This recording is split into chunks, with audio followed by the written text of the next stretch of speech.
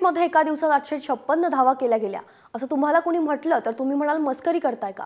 पण हे खरं आहे। कल्याणच्या प्रणव धनावडे याने चक्क एका दिवसात नाबाद 656 धावा काढल्यात।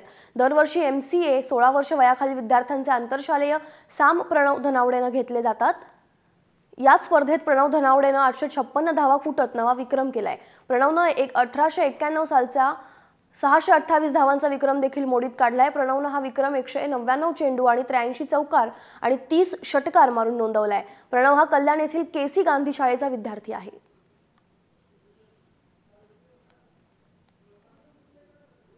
शाळेचे सर हरीश सर त्यांनी मला प्रोत्साहन दिला खेळायचा।